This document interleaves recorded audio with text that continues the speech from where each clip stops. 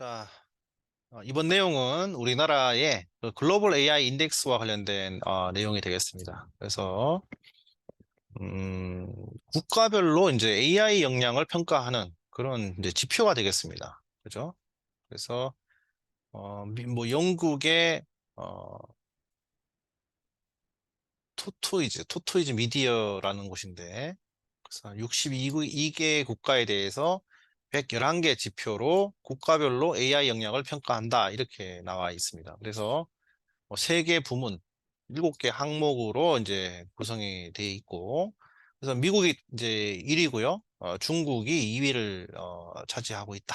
이렇게 나오고, 이제 한국의 경우는 전체에서 이제 6위 정도를 차지하고 있고, 미국을 100점으로 했을 때 한 40점 정도 이렇게 나와 있다. 이렇게 얘기를 하고 있습니다. 이 자료는 제가 따로 공유를 해드리겠습니다. 한번 보시기 바라고요. 그래서 우리나라의 AI 수준이 그죠?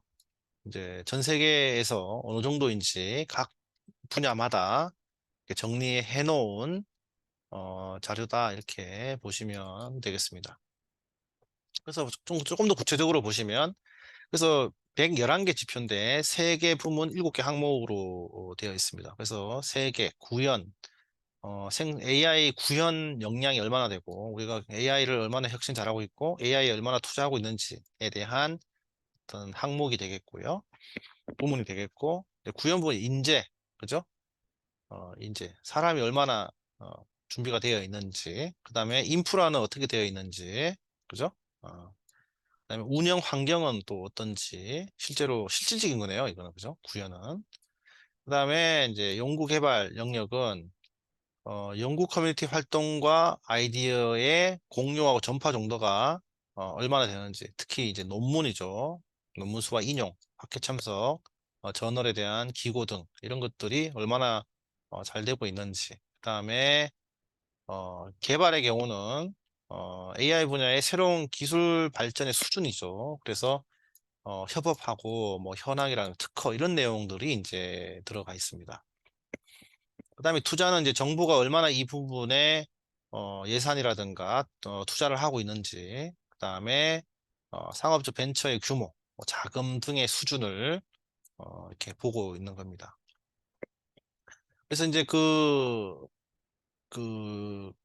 비율을 보면은 구현의 한 32%, 혁신, 투자 이렇게 해서 100%가 이제 되는 거고, 가중치는 뭐 인재, 인프라, 운영 환경이 쭉 7개의 항목에서 가장 많은 가중치를 차지하는 게 이제 연구네요. 그죠? 신기술이다 보니까. 그래서 연구 항목에 이제 가장 가중치가 높고요. 그다음에 이제 실제로 연구한 다음에 상업적으로, 그죠? 얼마나 투자하고 있고, 돈을 벌고 있는지, 뭐 이런 것들이 이제 가중치가 높은 것 같습니다. 음. 네, 이렇게 이제 이 항목에 대해서 이제 쭉 조사를 해가지고 그다음에 구체적인 근거를 가지고 전 세계 국가별로 어떤 AI 어, 수준을 이렇게 이제 발표한 거죠. 그래서 우리나라는 6이고, 그죠? 미국, 중국, 싱가포르, 영국, 캐나다, 그다음에 이제 한국 이렇게 되겠고 6이고요. 인재 부분에서는 뭐 12위 뭐 이렇게 되는 것 같습니다. 이렇게 인프라 7위, 11위. 뭐 연구 개발은 12. 그다음에 개발은 잘하고 있는 거네요. 그죠? 자체적으로 이게 제일 우리나라가 제일 잘하고 있는 걸로 돼 있고 정부 전략도 어쨌든 AI를 상당히 밀어주고 있는 분위기고 그죠? 상업적 벤처는 조금 뒤처져 있는 상황이고요. 자, 그래서 전체적으로 이런 것들 고려했을 때 우리나라가 한 6위 정도 수준에 있다. 이렇게 보면 되겠습니다. 예, 이렇게 돼 있고요. 그다음에 그다음 내용으로는 이제 언어 모델이 계속 나오고 있습니다. 나오고 있고 지금 공개되지 않는 AI 모델, 그다음에 공개된 AI 모델. 그래서 뭐 예를 들어서 뭐챗 GPT라든가 GPT, 뭐 바드라든가 뭐 그다음에 클로바라든가 클로바 X, 그죠? 뭐 이런 서비스들은 오픈 소스가 아니죠. 공개되지가 않았죠. 하지만 뭐 라마라든가 뭐 이런 지금 이거 플러스 지금 되게 많습니다. 지난번에 보여드렸던 다양한 오픈 소스들이 있는데 이제 이런데 있는데 이제 이 새로운 것들이 나오면 이것들을 평가를 해줘야 됩니다. 즉 평가라는 것은 이 랭귀지 모델은 뭐죠? 입력, 인풋이 있고 그다음에 라지 랭귀지 모델이 있잖아요. 모델이 있습니다. 그다음에 아웃풋이 있는데 지금 입력을 넣었을 때 아웃풋이 잘 나오고 있는지 정확도, 할루시네이션 문제가 있다고 했습니다. 정확한지, 정확도. 그다음에 이제 안전한지, 이걸 잘 걸을 위험한 어떤 프롬프트를 잘 걸러내는지 뭐 이런 것들 이제 를 평가할 수가 있어야 된단 말입니다. 그죠? 그죠? 그러면 입력에 대해서 기대되는 아웃풋에 대한 어떤 쌍을 갖고 있어야 되는 거예요. 벤치마킹 하려면. 벤치마킹을 하려면은 그죠? 어떤 입력값을 넣었을 때 이 아웃풋 값을 어떤 페어로 갖고 있어가지고 그죠? 그래서 이 페어 우리가 정답을 시험을 치면은 그 정답이 있잖아요. 어느 정도 기준이 있잖아요. 평가 기준이 있잖아요. 그죠? 그건 이제 벤치마킹 데이터셋이라고 하는데 그러면 정확도를 측정하기 위한 벤치마킹 데이터. 그럼 안전 유무, 안전 정도를 이제 체크 평가하는 이제 데이터 유무 이런 것들이 있는 거죠. 자, 그래서 이제 언어력을 평가하는 벤치마크 데이터셋. 그죠? 그래서 챗 GPT 이후에 이제 라지 랭귀지 모델의 일상과 산업 활용도가 지금 높아지고 있어서 그래서 기본 언어 능력 평가 중심에서 정확도, 그죠? 정확도와 해서 신뢰성, 안전의 평가가 요구되고 있다. 그죠? 이 얘기를 하고 있는 겁니다.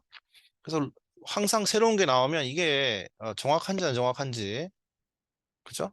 어, 그다음 속도는 빠른지, 뭐 이런 평가를 합니다. 네, 하고 얘기했습니다. 그래서 지난번에 이제 이런 랭귀지 모델이 그 가지고 있는 문제점이 뭔가 하면은, 그죠? 어, 거짓말을 한다는 거죠. 정확하지 않은 정보를 낸다라는 건데, 뭐, 그 정보를 이제 극복하면은 이제 예측 모델로 갈 것이다. 이렇게 자꾸 얘기하는데, 아무튼 평가 모델에 대한 얘기를 하고 있습니다. 그래서 특정 라지 랭귀지 모델이 데이터셋을 얼마나 정확하게 해석하는지를 나타내는 수치, 이런 것들이 점수라고 하고, 그죠? 예, 왜 중요한가 하면, 이제, 효율적이고 효율성과 정확성을 이제 평가하려고 하는 겁니다. 예. 어, 그래서 특정 산업 영역마다 그죠? 모델을 선택하는 데 있어서 중요한 기준이 될 수 있겠죠. 그죠? 어떤 모델은 뭐, 상담 영역에서 아주 뛰어나더라. 어떤 모델은 글쓰기, 그냥 시나 문학 쪽에 아주 뛰어나더라. 어떤 모델은 그림을 그리는데 더 뛰어나더라. 그래가지고 이 허깅 페이스 리더보드에 보시면 이 지난번에도 뭐 그 벤치마킹 결과들을 제가 보여드린 게 있는데 그거 가시면 여러 가지들이 있고 그다음에 그 모델들이 있고요. 그 모델들을 평가한 벤치마킹 기준이 있습니다. 그것들을 이제 이렇게 보여주고 있고 또 우리나라 국내용 한글 라지 랭귀지 모델에 대한 평가 데이터셋이 있겠죠. 그죠? 그게 이제 클루라는 거고요. 예, 한국어 능력 평가 벤치마크 데이터셋입니다. 그래서 지금 윤리성 평가를 포함해가지고 데이터셋이 이제 확장이 될 것이다. 이렇게 얘기를 하고 있습니다. 그래서 인공지능의 신뢰성과 윤리성 평가를 위한 벤치마크 데이터셋 개발이 이제 중요하다. 이게 이제 이슈가 되겠습니다. 이게. 그죠?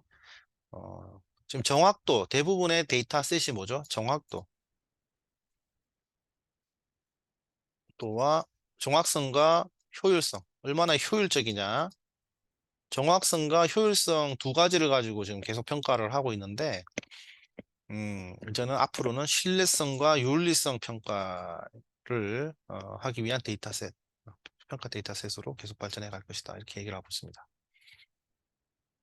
됐죠? 그냥 이게 상식으로 알아두시면 되겠습니다. 음, 목차가 좀 잘못됐는데, 그 다음 내용은 뭔가 하면은, 이제 데이터 분석입니다. 이게 요건 아니고요. 예, 요거. 그래서 이제 이렇게 되는 거죠. 프롬프트 상에서 업로드한 데이터를 대상으로 이렇게 질문을 던지면 질문에 대한 답을 해주는 겁니다.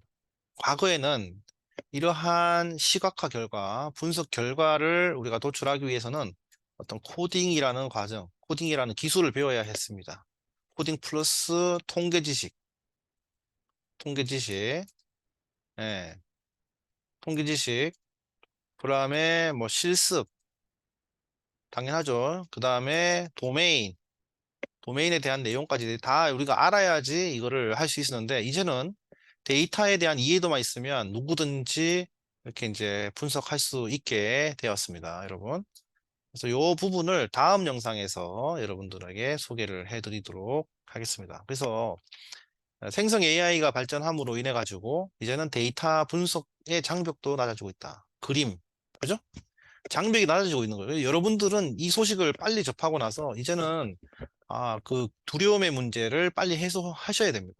그죠? 그림도 접속만 하면 누구든지 쉽게 그릴 수 있고, 내가 그리고 싶은 과거의 꿈으로, 그죠? 희망사항이었던 그림 그리기 이런 것들도 이제는 누구라도 할 수 있고, 그 다음에 데이터 분석. 여러분들이 지금 업무하시면서 엑셀 쓰시는 분들 있죠. 엑셀 데이터를 가지고 분석하고 싶은 분들은 분석하시면 되고요. 뭐 이렇게 다양한 형태로 좀 생성 AI를 활용하신다면은 여러분들 경쟁력을 높이는 데 큰 도움이 될 것이다. 그리고 여러분들은 어쨌든 100직장 이상의 차별화를 가질 것이고 앞으로 할 일이 더 많아질 것이다. 인공지능 때문에 이제 두려워할 필요가 없는 거죠. 그죠? 자, 그러면 오늘 영상은 이걸로 마무리하겠습니다. 고생하셨습니다.